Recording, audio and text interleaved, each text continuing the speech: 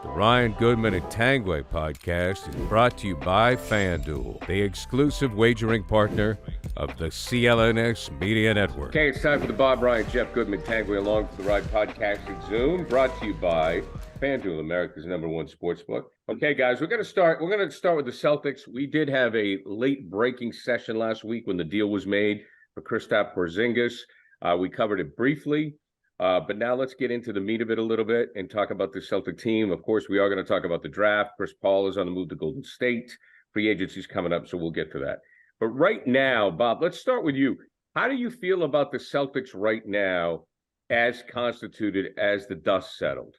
Differently than I did when we convened a week ago.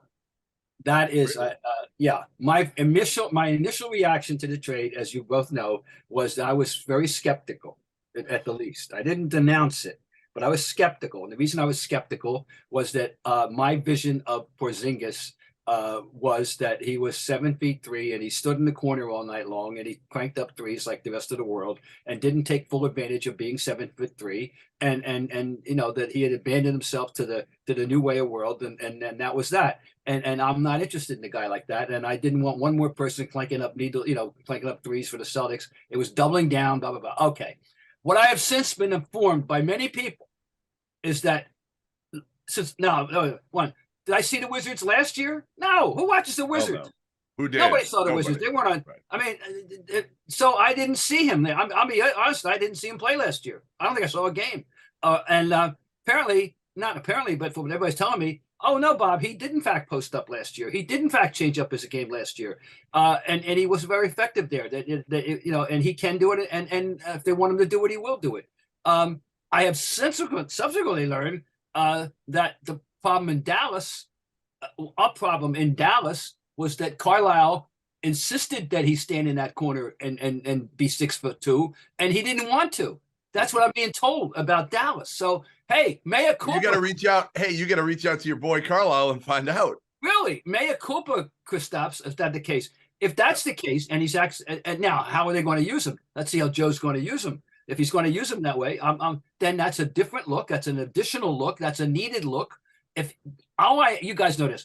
When I cry about the three, it's because there's no balance. The three. You utilize the three as a weapon. Utilize the three as part of the deal, but don't sell your soul to the three and live and die with the three. That's what I say. And anyway, and if you're 7'3", now I'm also told that now he's not a great rebounder, never has been, but he isn't a bad defender, and he actually isn't a bad defender on a pick and roll at 7'3", which is really interesting. He's got that kind of lateral mobility. He has athleticism. He can actually put it on the floor if he has to, and he'll block shots. So So I'm amending. My initial reaction was based on my own misinformation or non-information. So I'm feeling better about it than I did a week ago. I love this because everybody killed Bob. Like, how many people asked me this week? Well, like my dad even asked me. He's like, yeah, Bob hates Porzingis, doesn't he? He asked us yesterday. I said, well, Bob doesn't really like these bigs that stand out there and fire threes. So it's good to hear that now when Kristaps Porzingis sees you, he won't run the other way, before a game. You can go up and give him a little bit of a handshake. And by the way, and I'll summarize this, is that I'm only too happy to be proven wrong. I mean, it's, with regard to the benefit, the welfare of the Celtics, number one. And I try to live journalistically by the Ralph Waldo Emerson credo, which is a foolish consistency is the hobgoblin of little minds. And there's no reason why you shouldn't always be free and willing to change your mind. So I agree. And when you make a mistake, own up to it. Who cares? Listen, we have enough opinions in this world. You're gonna get some wrong. Like there's nothing wrong. Mine with Jaylen Brown. Like he got better. Would I still pay him 5 years, $295? No, of course not. But he's gotten a lot better than I thought Jaylen Brown would ever be. Everybody at the Garden got wrong because they booed him. Remember? So yeah, I mean it's and Bob, well said. Look, with Washington last year, you saw the numbers improve, and I just thought that he's a better three-point shooter than Marcus Smart. So it was addition. Much better. Much better. Whether you're 7'3" or 6'2", and if you're 7'3" and you stick your hand up, You got to do something. So, Bob, it's good to hear that you got that scouting report. But so now let's go on the other end. In Boston, I'm going to start with Bob on this one because it's a historical thing. Trot Nixon was a wonderful, wonderful dude. Nixon. Where are we going with this? Marcus Smart is Trot Nixon. Trot Nixon, okay, was the dirt dog. He was a good player, not a great player. Take a look at his numbers. You know, J.D. Drew was hated in this town. They had the same numbers. Trot Nixon was adored. Yeah. Adored. He had a dirty hat. Had the dirty hat, you know. Dirty hat. And listen, Nixon was a good dude. I mean, he's a great guy to cover. He was a great guy. But you know, he was a very good Boston ball player. He's perfect for Boston. So that brings us to Marcus Smart now, Bob. Mm-hmm. In this city, we love to anoint the heart and hustle guys. But even my 18-year-old son said the other day, Dad, heart and hustle only gets you so far. You know? So like the discrepancy between the pro and the con of Smart leaving town and the way he left town, I mean, you would have thought that a relative died. I mean, really, Bob, I mean, in this town, this happens because of a personality and heart and hustle. A player's ability gets escalated in the minds of the fans. Well, I happen to be a member of the fan club from day one, and I think he's a little bit better than that. I think than the Nixon level, because he is a special. Now the word gets abused. I'm trying to use it properly. Unique, one of a kind. There is no other mid-sized player that plays exactly like Marcus Smart. Does some of the things that he has done in the course of his career, make plays that no one else has made. The only guy I ever saw only 6'5" guy who ever intercepted an alley-oop pass intended for a 7-foot Greek. I'll never forget that play as long as I live. And an alley-oop intended for into the Kwambo. Nobody makes that play. He made that play. He makes plays that don't compute. He makes plays. Towns used to do that too at times. It makes nobody else did stuff. Yeah, positionless. Like yeah. But he's fearless, reckless. You know, and will sacrifice his body and flop. He's the first guy since Jerry Sloan that was equally good at both. And infuriate opponents because he could do it both ways. And we know his flaws. We know his injudicious, I'm trying to pick my words carefully here, his injudicious use of the three at times was infuriating. And it was a negative one for the team.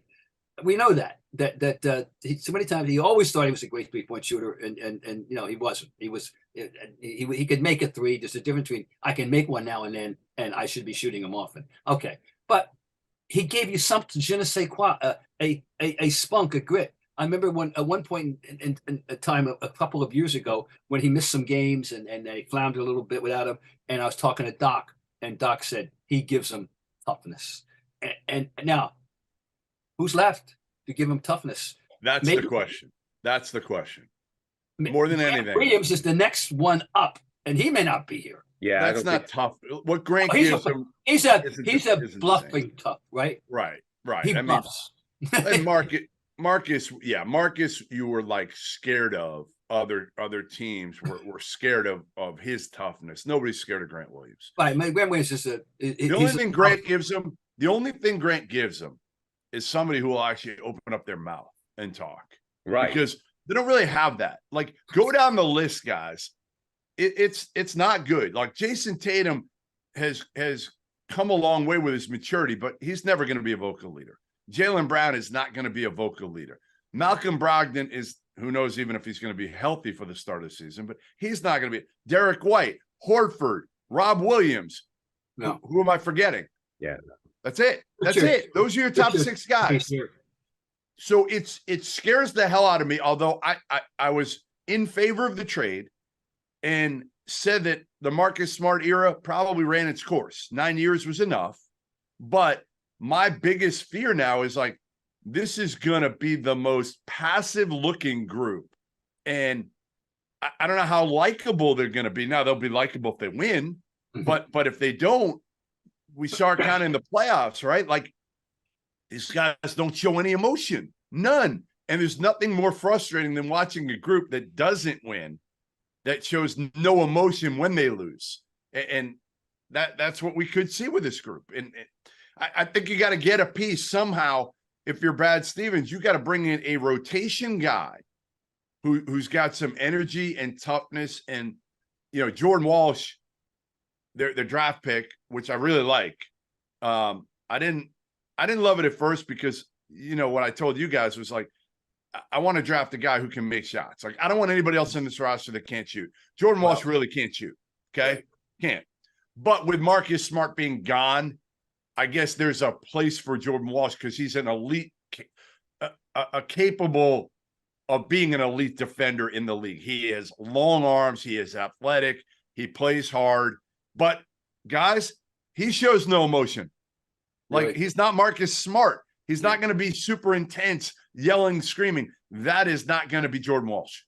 Take your first swing at betting MLB on FanDuel and get 10 times, it's 10 times your first bet amount of bonus bets and up to $200. Just bet $20 and you'll land $200 in bonus bets, win or lose. That's $200 you could spend betting everything from the money line to the over-under to who you think is going to be, well, hitting the first home run. All in the app that's safe, secure, it's super easy to use. Plus, when you win, you get paid instantly. There's no better place to bet on MLB than FanDuel, America's #1 sportsbook. So sign up today and visit FanDuel.com/Boston and get up to $200 in bonus bets. That's FanDuel.com/Boston. FanDuel, official partner of Major League Baseball. Now, over the big picture is that the question at the end of the season posed by all fans and media, are they going to stand pat and try and come back again and say, hey guys, just play better, you know, just and because the talent was sufficient. It was the extra layer that Miami had and they didn't have, you know. Can you manufacture that, or is that just organic? Or are you going to do something to give a different look? Yeah. Well, they went for B. Okay, you know, I thought that was probably what they were going. I mean, we're more likely they were going to change it up, and they have changed it up. Now, once again, I'm more excited. I mean, now I'm fascinated. I want to see, now that I know that Porzingis can do what I want him to do, are they going to let him do it? Yeah. That's the next. So I'll tell you what. I wish training camp started tomorrow. For me, I'm excited to see. I want to know how it's going to work out. Well, one of the things I'd like to say that I think Marcus will find, Jeff, I'll start with you on this, is I think that Ja Morant is going to benefit greatly from him. And I think that Marcus is going to do very well with Memphis. And I agree with you. It didn't run its course here because of the way the team finished. But this might be the best thing for Marcus in the long run.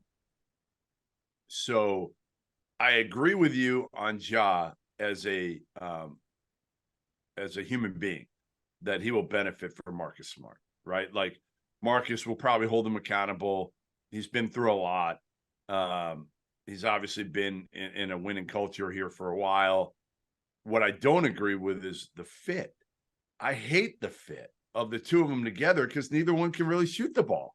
So I don't like the fit at all of them playing together, but I love the fit of having Marcus Smart in Memphis, if that makes sense, to help bring Ja along, because that's more important probably than anything, right? But no, you're right about the shooting part. But I mean, Ja still, when he's healthy, can give you 30 a night. Yeah, he can. He's just not a great shooter, right? You know, that's his biggest weakness. That's Marcus Smart's biggest weakness. But again, the biggest thing is just getting Ja, honestly, on track and keeping him on track. So if having two non-shooting, you know, guards out there at the same time, well, see if it works. You're not wrong about that. But Bob, the way I see it is that, you know, this is a turning point for the kid Morant. I mean, this is it. I mean, this is big. And, you know, you have somebody like Smart who, like, well, you know, I have problems with the streets and all that, but he shows up to work. I mean, you can't, there's one thing that you have to say about Marcus Smart, and he had his temperamental moments. He was always a pro. The guy always came to play. He showed up for work to do his job. And I think that in of itself could, I don't want to say save Ja Morant. Maybe that's a bit dramatic, but it's needed. You know what I'm thinking about as you're speaking, Gary, and this life crisis, if you will, you know, this crossroads.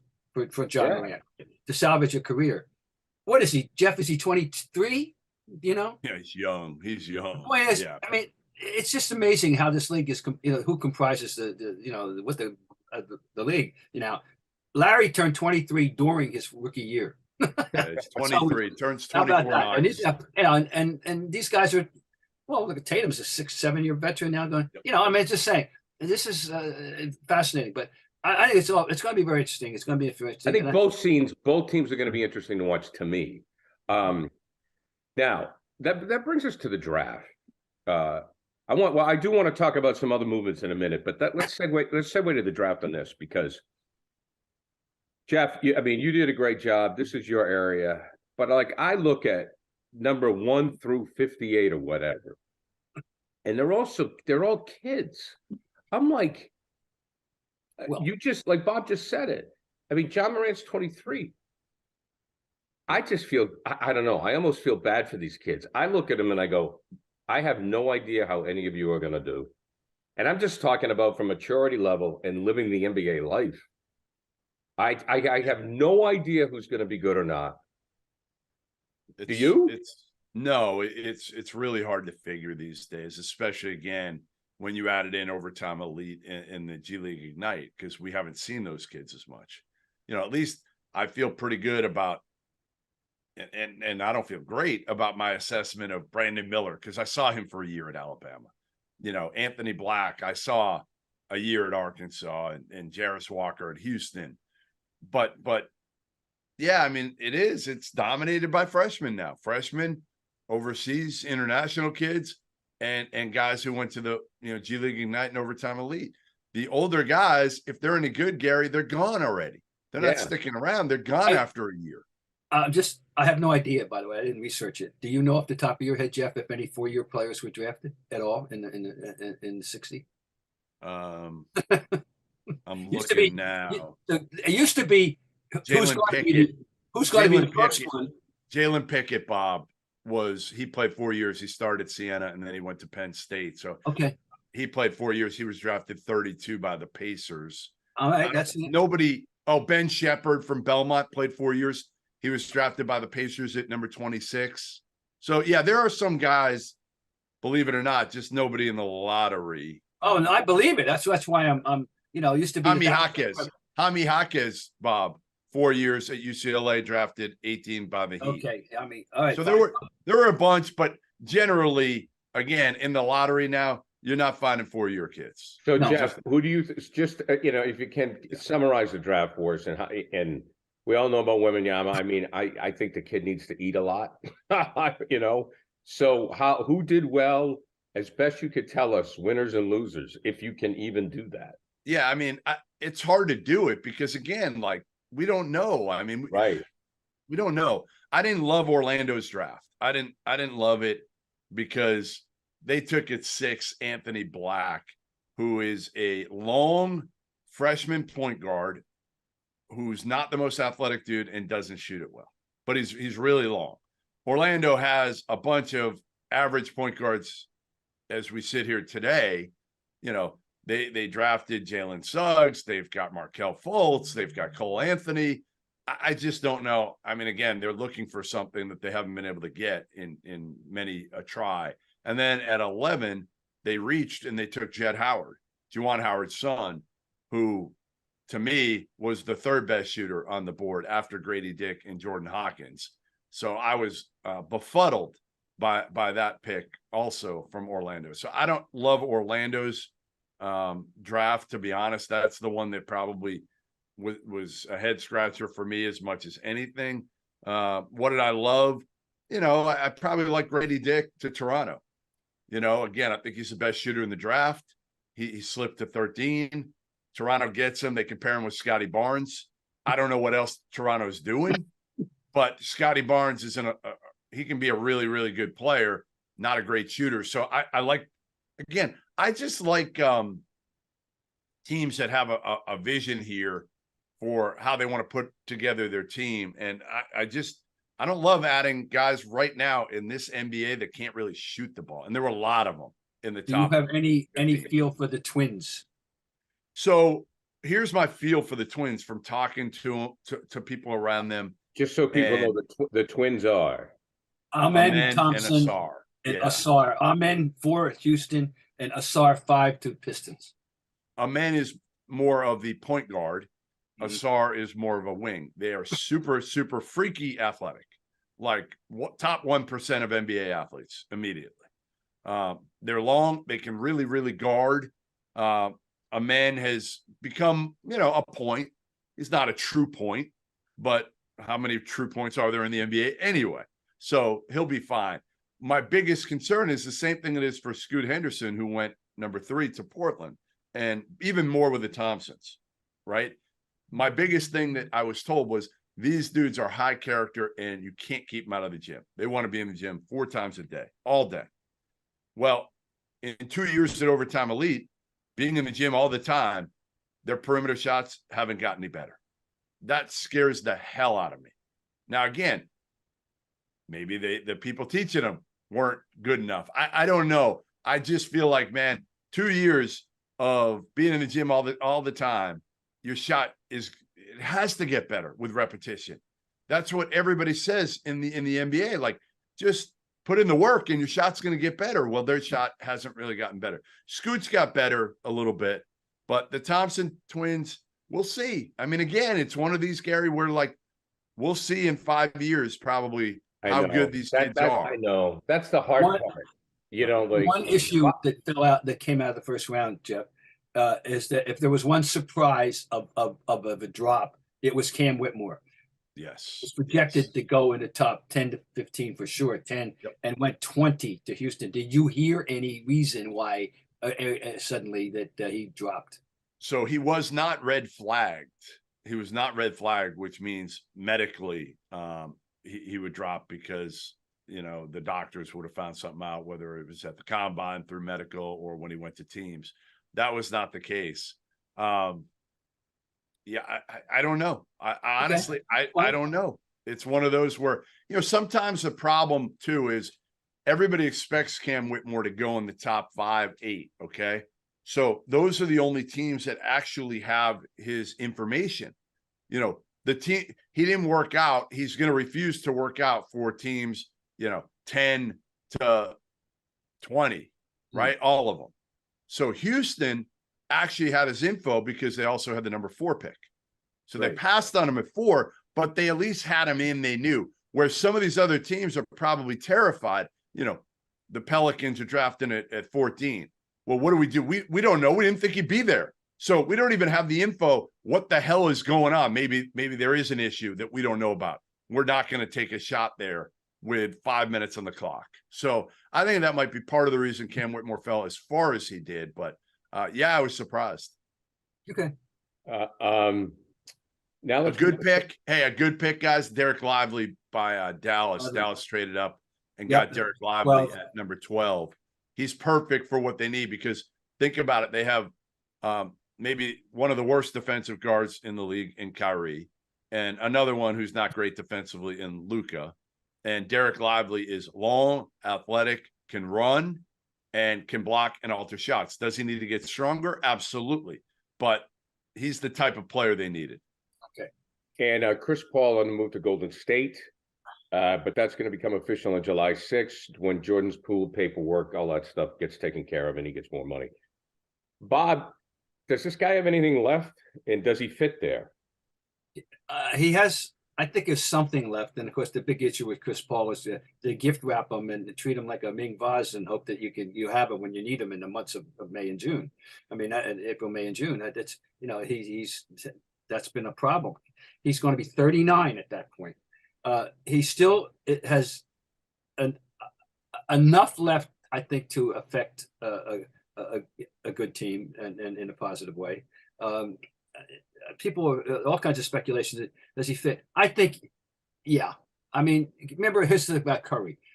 Curry's not a point guard. Let's get this straight. Curry is a shooting guard who can pass. His raison d'etre on this earth is not to go out there and make everybody else affect. It's out there to score points for Steph Curry. And by the way, he has a great head and heart, and he'll pass the ball. But why not? Why won't he fit with Curry and with play. I think he's ideal in that sense. But am I missing something here? No, I think it takes some of the pressure off Steph. I think a lot of people are worried, like, well, Steph has the ball in his hand so much, he's used to it. But I think it can take some pressure off Steph. The key, obviously, listen. Well, there's two keys. One is, right, how does it work? Number one, that's the biggest one, that will be intriguing to watch, how they're going to play with one another there. And then number two is obviously the biggest one, which is like, is Chris Paul ever going to be healthy when it matters? The other thing is, if you were ever out there with the two of them, that's going small. I mean, that's really going small. Yeah. And now, but remember about Steph Curry, people, we think about him and the ball handling and the pregame routine and the boom, he moves without the ball better than any player in the league. Yeah. He does both. Yeah. He's Ray Allen. He's Havlicek. He moves without the ball. He'll love playing with Chris Paul. I think he won't mind not having the ball. He'll do what he does well, get open, and boom. Right. Should be fun to watch. As we put a wrap on this, I'm going to put Bob Ryan on the spot, Jeff, but he always comes up in the clutch.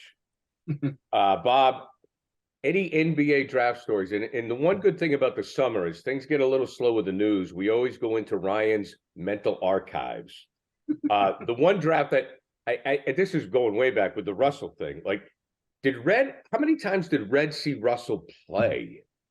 And just if you have any nuggets on the draft and in what what I'm told is that Heinsohn gave him a great scouting report because Russell kicked Heinsohn's ass in Madison Square Garden. So I doubt he saw him very much.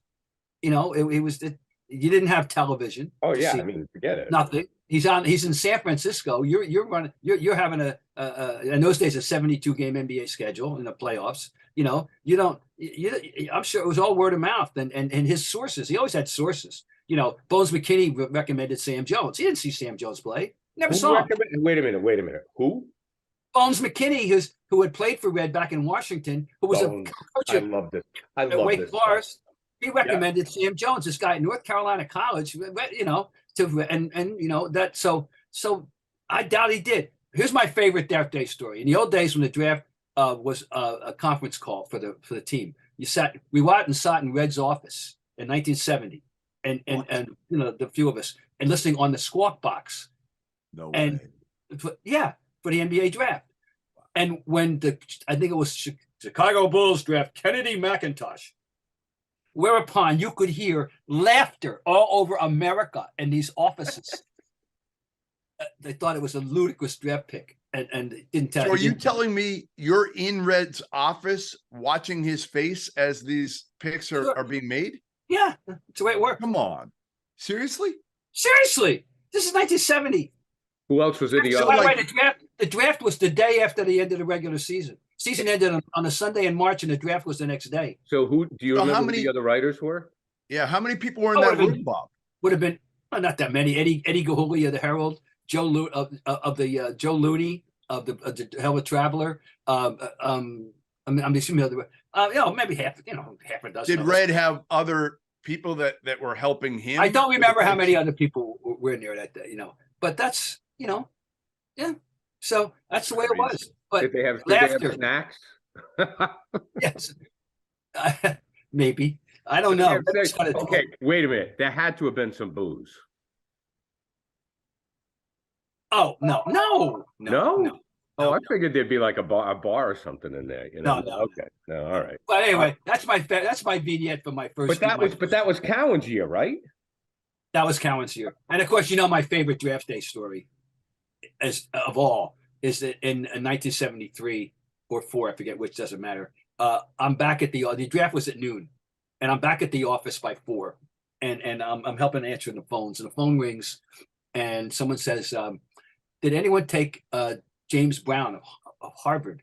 And I said, "Yeah, the Hawks in the 4th round." I said, "You a Harvard fan?" He said, "I'm James Brown." That is the gospel truth. And in case anybody thinks Bob Ryan is making that up, that has been reconfirmed by James Brown himself at a Harvard gathering last month. He called to find out if he was drafted. Yes. And I informed him that he was drafted and he knows this to be true. He told the world that yes, Bob Ryan's telling the truth. That's awesome. That is tremendous. I mean, I can't end on a better note. Wow. And more Bob Ryan stories coming up throughout the summer, ladies and gentlemen. Yes, sir. Absolutely. Absolutely. All right, Jeff, Bob, be good. See you next week, guys. Okay, guys. Sign up at FanDuel.com/Boston and get in on the action with $200 in bonus bets.